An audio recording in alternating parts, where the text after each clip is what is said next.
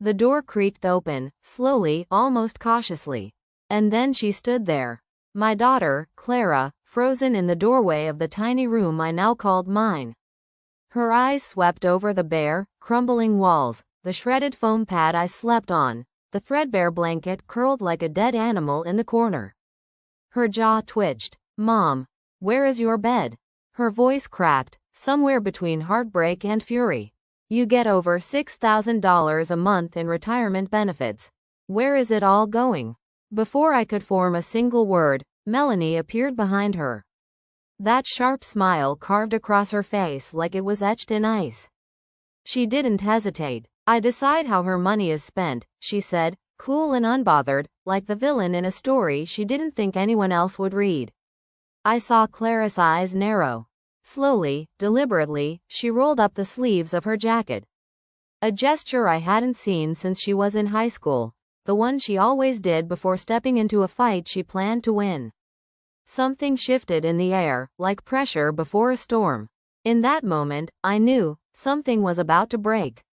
But to understand why I was sleeping on a torn mattress like a forgotten creature, why I was sipping cold water beside a bowl of air and calling it dinner, we have to go back. Not a year, just 6 months. 6 devastating, humiliating, soul-draining months. It all began the day after my husband was buried. It was a Tuesday in early November.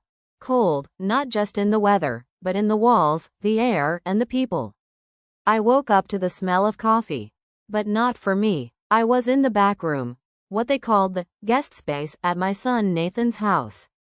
Really, it was a utility closet someone had dragged a twin mattress into. The paint peeled on the ceiling like old skin. A single narrow window showed me nothing but the alley, where stray cats howled all night. My body hurt. I was 66, but I felt 90. The mattress was nothing but coils and regret. When I swung my legs over the side, the floor bit at my feet like it hated me. I reached for my slippers. Gone. They were my favorite pair, worn gray ones with a tiny bow, the sole split open but still mine. I would learn later that Melanie had thrown them out. "They made the house look shabby," she said. "What if guests saw them?" She hadn't asked. She never did. The tiles underfoot were ice cold. I walked down the narrow hallway, every step reminding me that this was no longer my life. No longer my rules. No longer my home. And as I reached the kitchen, my stomach growled like a trapped animal. Nathan and Melanie were laughing. Sitting at the long table, plates full of hot eggs, crispy bacon, slices of toast glistening with butter, glasses of orange juice shining in the morning light like jewels. On the counter, far from the table, sat a single plastic plate. 2 dry crackers, a glass of water. That was my breakfast. "Good morning," I said quietly. Melanie barely looked up. "Your breakfast is over there," she said, gesturing vaguely without lifting her hand from her latte. Nathan didn't look up at all. His laughter continued, screen glowing in his hand. I took my plate, walked past the feast I wasn't allowed to touch, and sat by the refrigerator. I dipped a cracker into the water to soften it. My teeth weren't what they used to be. I chewed in silence while they devoured a meal 5 times larger, 10 times warmer. I didn't belong here. I knew that now. But at that moment, I had nowhere else to go. Melanie's voice always sounded sweet, like sugar in tea that had gone sour. It was the kind of voice that made outsiders believe she was kind. That's what made it worse. She didn't scream. She didn't throw things. She didn't slap. She smiled while she starved me. That morning, she turned to me with her signature delicate tone and a cloth napkin pressed gently to her lips.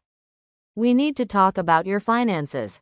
My heart skipped. My fork paused midair, even though there was barely food on it. Just 2 crackers softened by pity. "Finances?" I repeated, trying not to sound alarmed. "Yes," she said, smoothing the napkin on her lap. "Nathan and I have been reviewing your situation. We're concerned." She tilted her head in that fake concerned way she did when she was preparing to control something. "You receive a sizable pension, $6,000 monthly, but we've noticed you're not very good at managing money." That made me blink. I almost laughed, but my throat was dry. I raised 2 children, I said, keeping my voice steady. I paid off a house, never missed a bill, never had a dime of debt. Melanie gave a little chuckle, the kind that says, how cute. She thinks that still matters. That was then, she said. But things are different now. You're older, vulnerable. You could be scammed. You could forget things. I opened my mouth to protest, but Nathan finally looked up from his phone. She's right, Mom. We've read about this. Older adults lose everything overnight. We just want to make sure you're protected. Protected? I said, the word tasting like acid. From whom? Myself? We think, Melanie interrupted smoothly, that the safest, smartest thing would be for us to manage your pension. We'll invest it. Plan wisely. Ensure your future is secure. The blood drained from my face. You want control of my account? Not control, she corrected. Just management. All we need is your signature on a power of attorney. That's it. Then you won't have to worry about anything. I felt a storm rise in my chest. I'm not signing that. For a moment, the room fell cold. Melanie's smile dropped, just slightly, like a curtain revealing the scene behind the play. Her eyes sharpened. Evelyn, she said, never Mom, never anything warm. You live in our home. You eat our food. You use our electricity. The least you can do is let us help you. Completely. I straightened my back. I can pay rent. I can contribute. I didn't ask to live here for free. But it's not about that, Nathan added, but his words felt rehearsed, like lines whispered behind the curtain. It's about your well-being. I stared at them both. My own son, the boy I had held through fevered nights and scraped knees, sat there nodding as his wife tried to seize my independence one page at a time. I need time to think, I said softly, each word a struggle not to cry. Melanie's mouth twisted into a polite smile. Of course. Take a day. But if you refuse, well, we'll need to take alternative measures. She didn't explain what those were. She didn't have to. The coldness in her voice made it perfectly clear. That night, lying on my creaking mattress, I heard them talking through the thin walls. She'll sign, Melanie said. She doesn't have anywhere to go. Nathan's voice was quieter. What if she calls Clara? She won't, Melanie scoffed. Clara lives 5 hours away and hasn't visited in months. She's too busy. And Evelyn? She's alone. She needs us. There was a pause, then something that made my stomach turn. And if she doesn't sign? Melanie whispered, we'll make her life so miserable she'll beg for a pen. Laughter. Then silence. And I laid there, the ceiling spinning, the walls closing in, the truth settling over me like a lead blanket. It wasn't kindness they offered. It was a cage. The next morning arrived too quickly. The house still felt the same, but the air tasted heavier, sharper. The faint sun leaked into the alley-facing window like a stray flashlight searching for something already lost. I walked into the kitchen bracing myself for my corner plate of cardboard breakfast, but this time, there wasn't even cardboard. There was nothing. No crackers. No water waiting for me. Just empty air and their laughter around warm food again. The kind of scene that makes you want to scream, but you don't. You swallow it instead. Your food will resume when you sign, Melanie said casually, as though discussing the weather. My stomach folded in on itself. I swear it felt like my insides were tying shoelaces. The anxiety burned worse than hunger. My hands shook, not dramatically. Quiet tremors, the kind only the broken notice. I pretended to rummage through the drawers, hoping maybe a leftover crumb had survived their plans. Nothing. Nada. Not even pity had been left for me to find. You said you were worried for me, I tried gently, voice thin as a cracked ceramic teacup.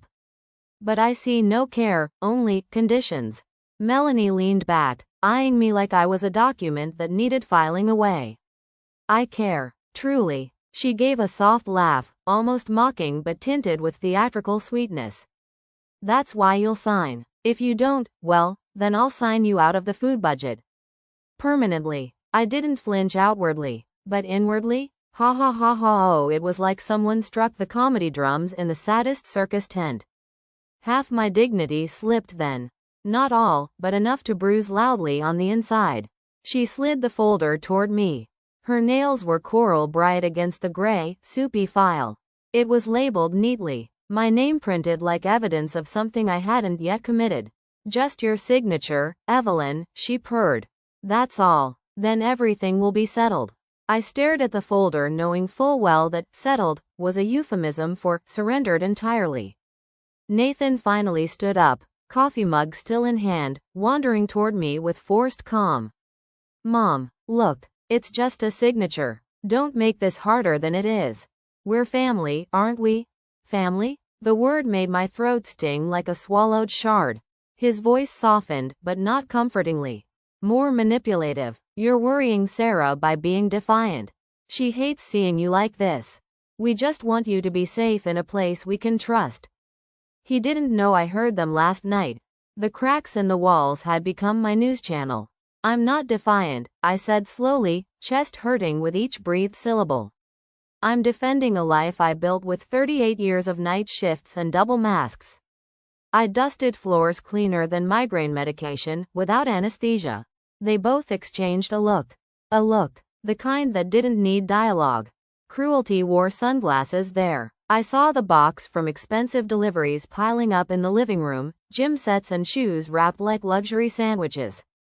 But my mind was sharpening from desperation now. Hunger can change a person, yes. But so can betrayal. I need more time, I whispered, my back tightening involuntarily like it was bracing a wall too weak to hold me up alone. You've had time, Melanie snapped lightly, not loud but lethal.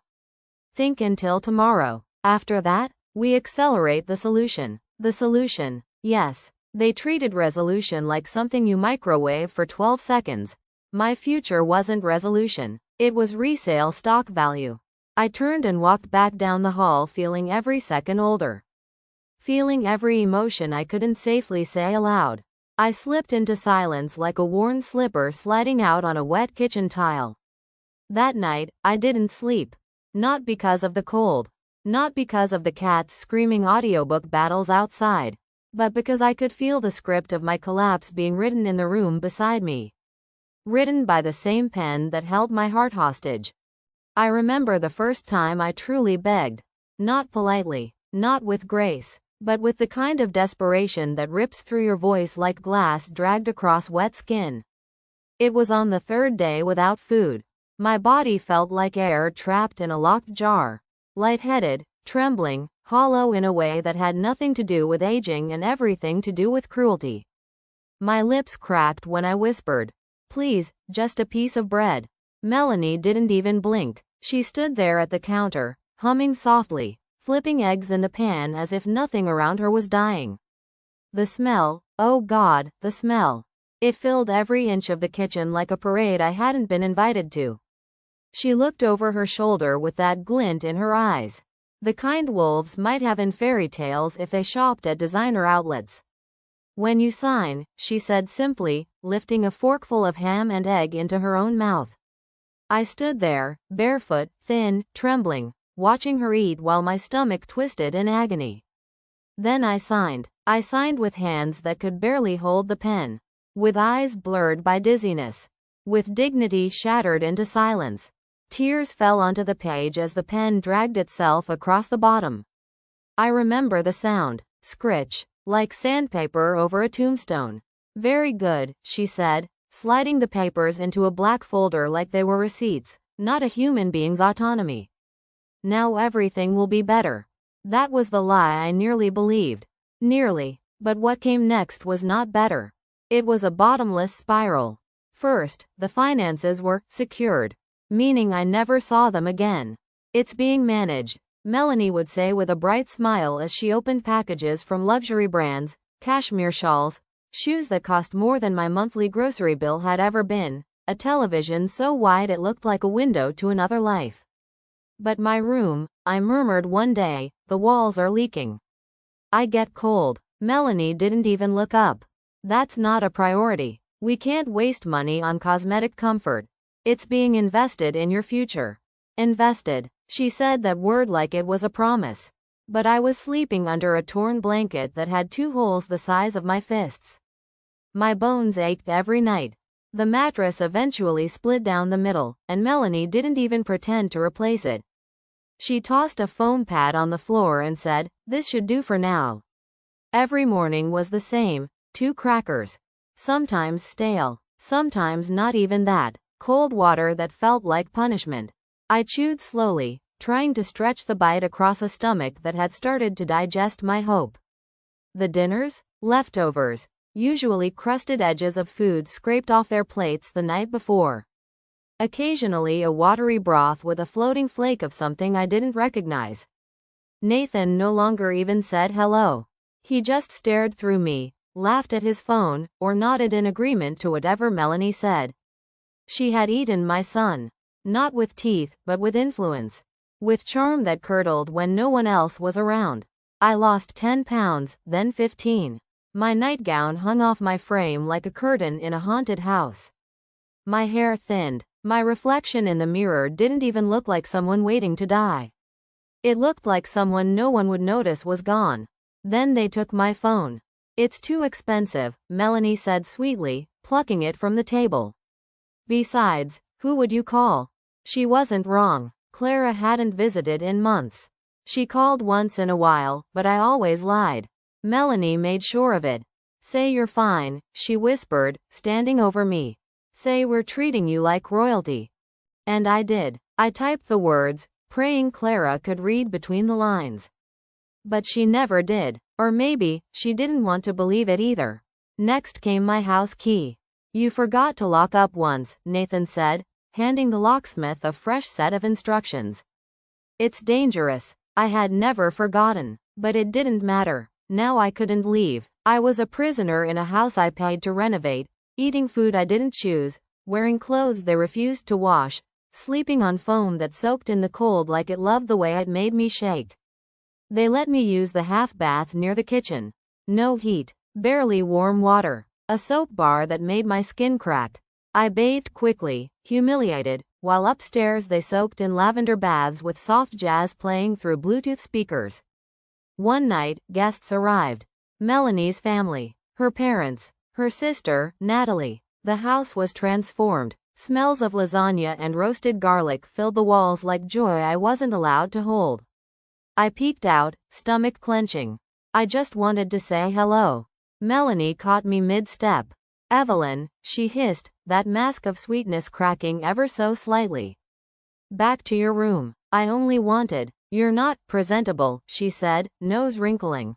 "Besides, there isn't enough food." I glanced at the table. There was enough food to feed a wedding. But I turned and obeyed, crawling back to my corner, my stomach howling. Later that night, she dropped a plate on the floor.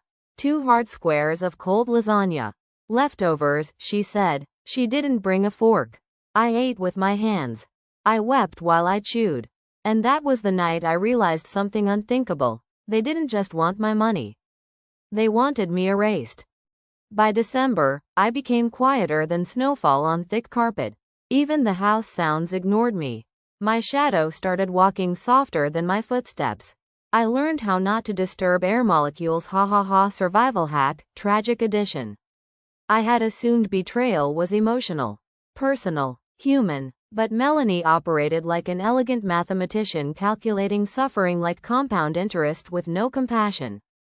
Precision cruelty. One evening, after being ordered to hand wash dishes while eating absolutely nothing, I overheard another late-night conversation between Nathan and Melanie.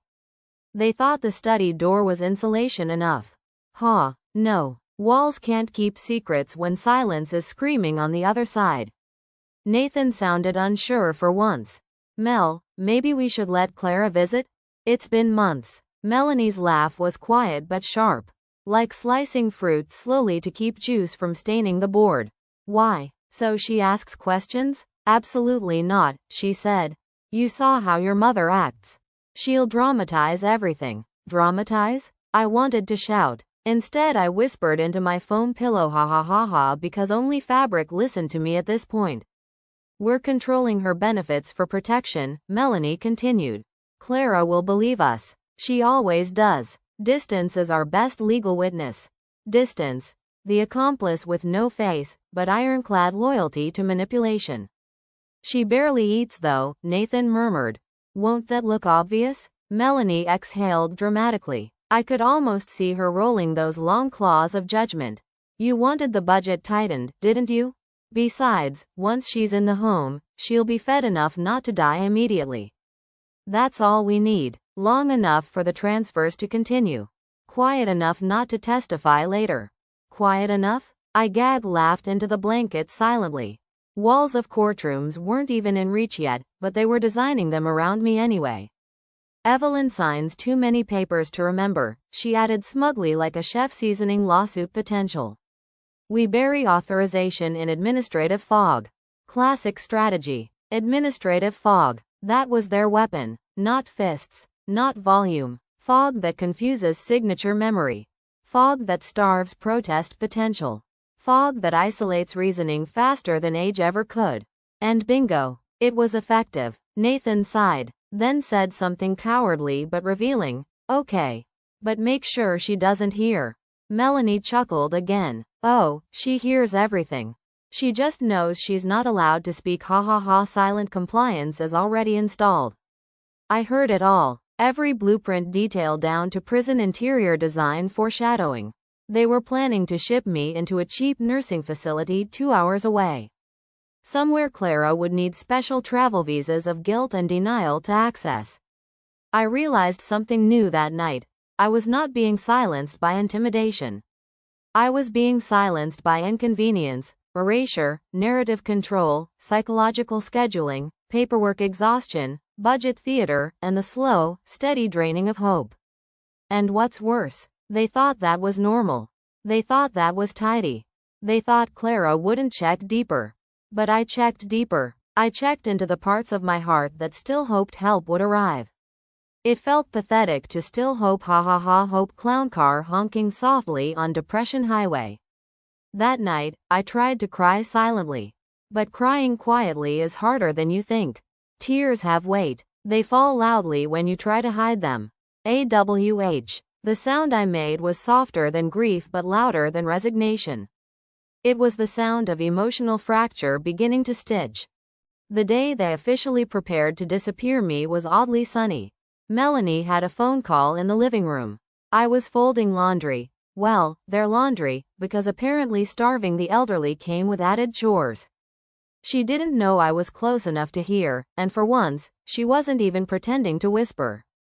Yes, I'm looking for a long-term care facility, she said. Somewhere affordable, doesn't need to be fancy. Just clean and quiet. Quiet is the priority. I stopped folding. A long pause. Then, no medical conditions. She's just difficult. Doesn't follow routines. Wanders a bit. Gets confused. My blood turned to sleet. Confused? She was painting me as senile now. I pressed my hand against the wall to stay upright. She's 66, Melanie continued, adding a light chuckle. But she's more like 86 in spirit, you know? Another pause. Then she laughed, a sound so sterile and calculated it could have been piped in from a boardroom. Perfect. $1,200 a month? That's cheaper than keeping her here. My knees buckled slightly. The room spun. I wasn't just a burden anymore. I was an expense, and they had found a cheaper way to carry it. She won't resist, she added. She has no one. Her daughter barely visits, and even if she did, well, we can always say she's sleeping, or sick, or whatever. My husband agrees. She'll sign what we put in front of her. My hands were shaking. Not from fear. Not anymore. From the awakening. They weren't just controlling me. They were erasing me. Sanitizing my existence like a line item in their budget. That night, I didn't sleep. I stared at the ceiling, what little of it I could see past the peeling plaster and dampness, and made a choice. If no one was coming to save me, then I would become the storm. I didn't know how yet. I had no phone, no house key, no money, no voice in the legal machine. But I had ears. I had memory. I had rage cooling into something sharp. The next day, I waited until Melanie left to run errands, wearing leggings that cost more than the space heater I wasn't allowed to use. I knocked on Nathan's study door like a child asking to go outside. He didn't look up. What? I need to talk. He sighed, pushed away from his keyboard like I was interrupting his Nobel Peace Prize. Melanie wants to send me away, I said. To a home. He blinked slowly. It's probably best. You'll be taken care of properly there. I don't want to go. I want my life back. You can't manage your life anymore, Mom. You forget things. You cry all the time. I cry, I snapped, because you are feeding me scraps, treating me like furniture, and watching your wife spend my entire pension while I sleep on foam. Nathan stood up abruptly. I won't let you talk about her like that. Melanie takes care of this house, of you. You're being ungrateful. The word, ungrateful, rattled inside me like a bullet in an empty chamber. Ungrateful? For cold soup and stolen dignity? I was your mother, I whispered.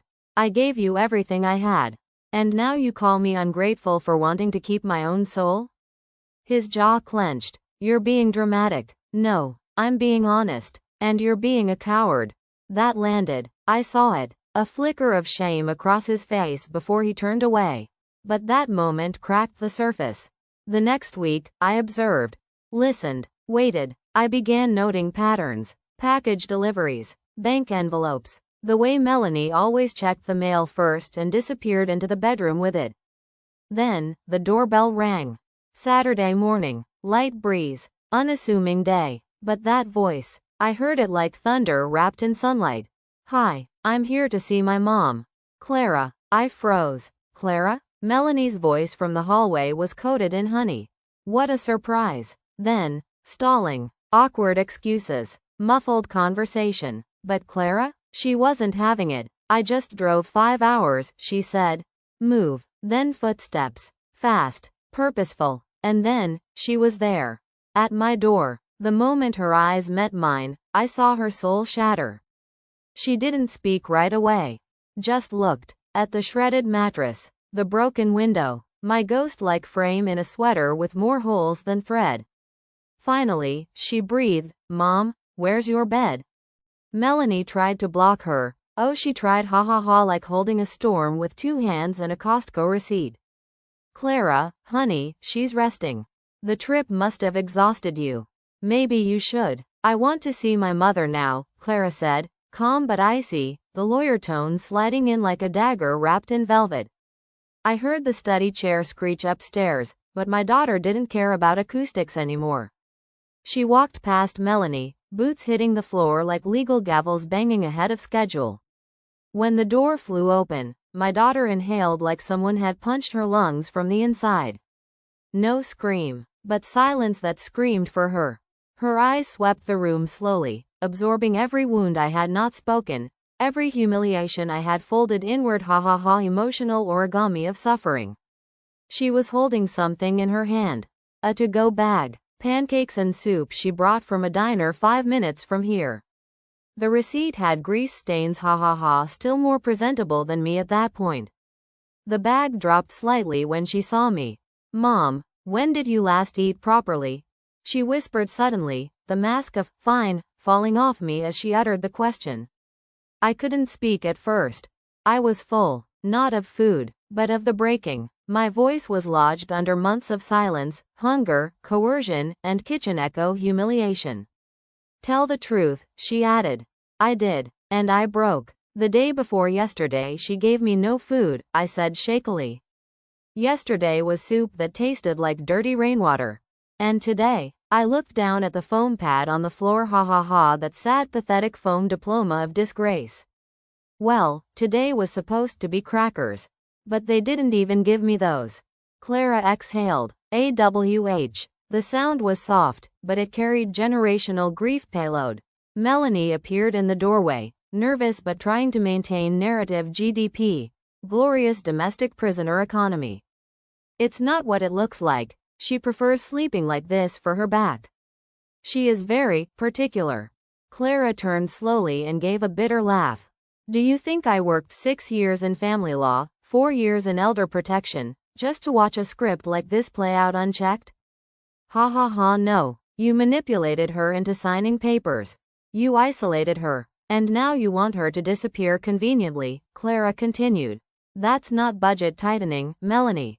That's elder erasure, systemic financial ingestion, attempted property transfer via psychological duress. Her voice was rising now, not uncontrolled, but gathered, measured, honed like someone who had spent years sharpening their justice blade without dramatic music.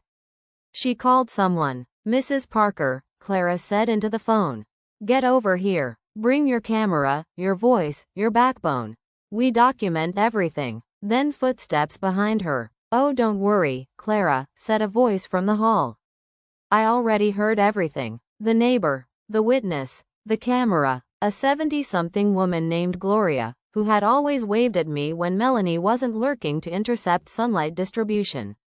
She stepped into the room with a digital camera raised like a soldier holding artillery evidence of moral bankruptcy.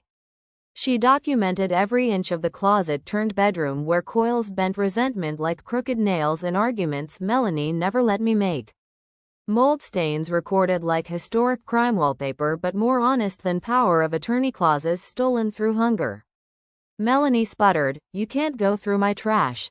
Gloria smirked, not arrogantly, just factually ha ha ha like someone who knew rights didn't live in garbage bags, they lived in courtroom precedents. Once it's on the curb, it's public.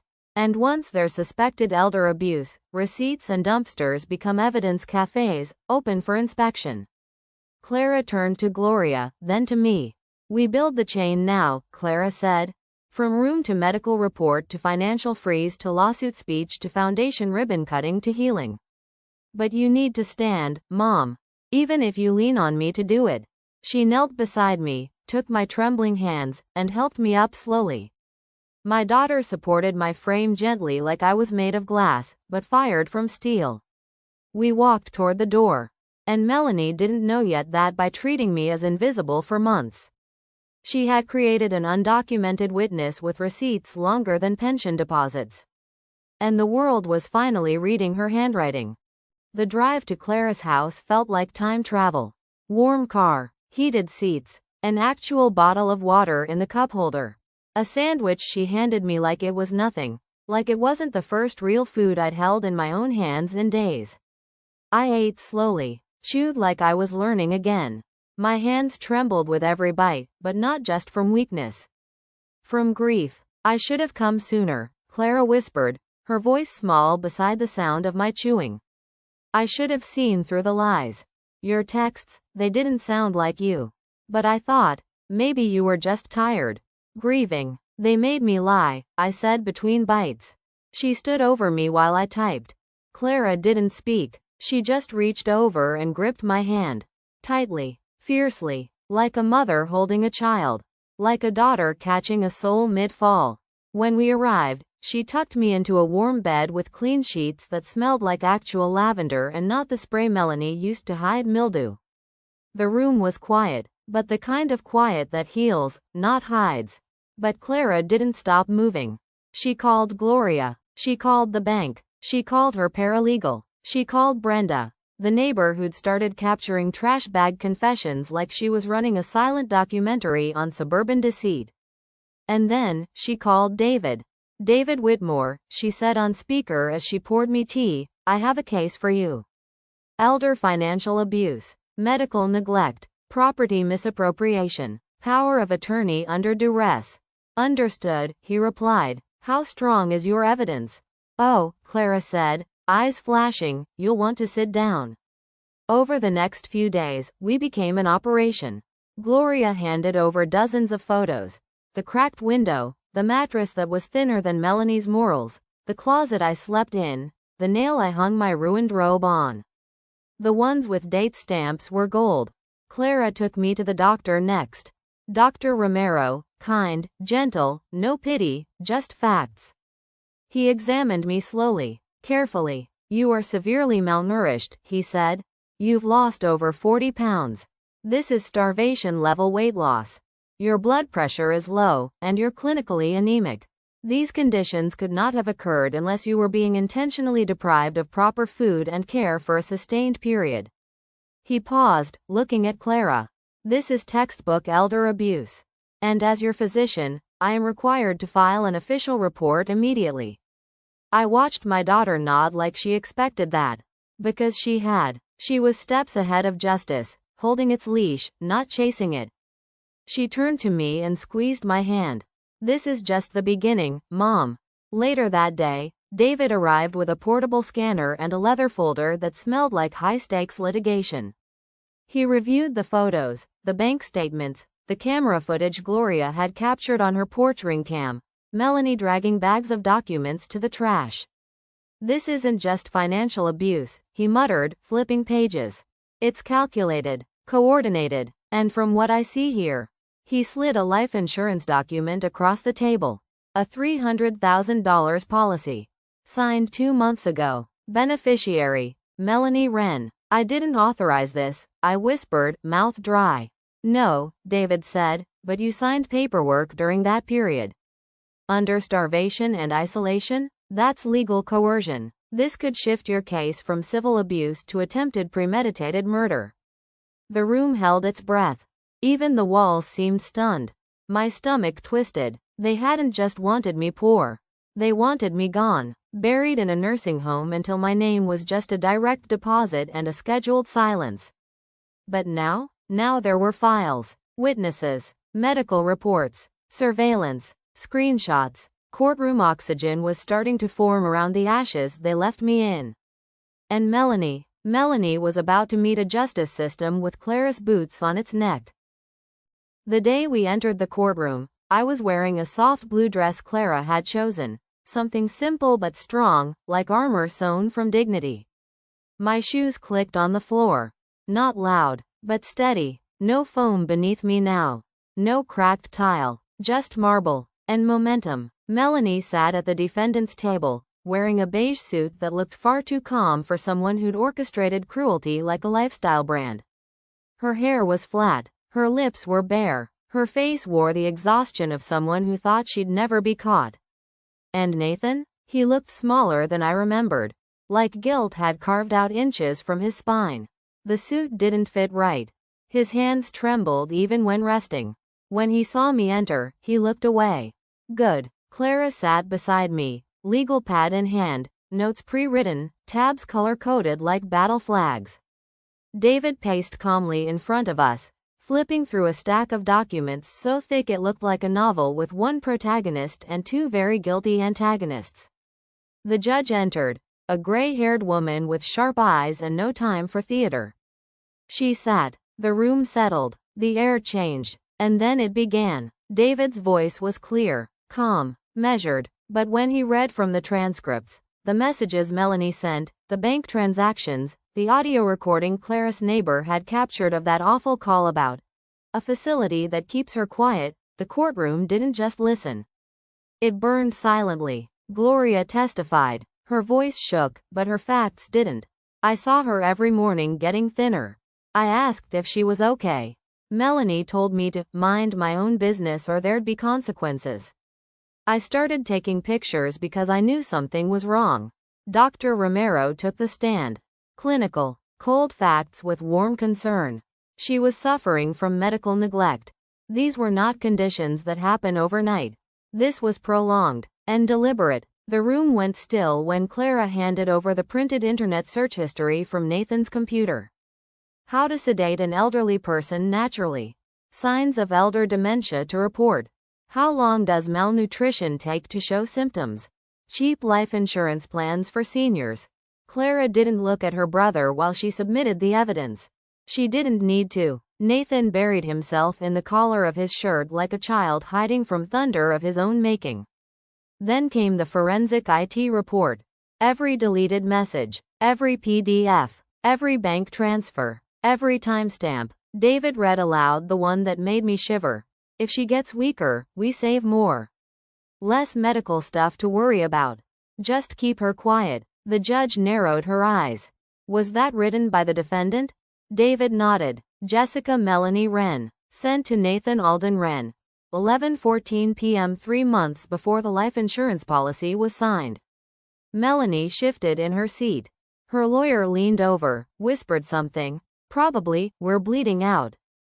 The jury watched her with faces like closed doors. Then came my turn. I stood, hands shaking, heart pounding, but I told the truth.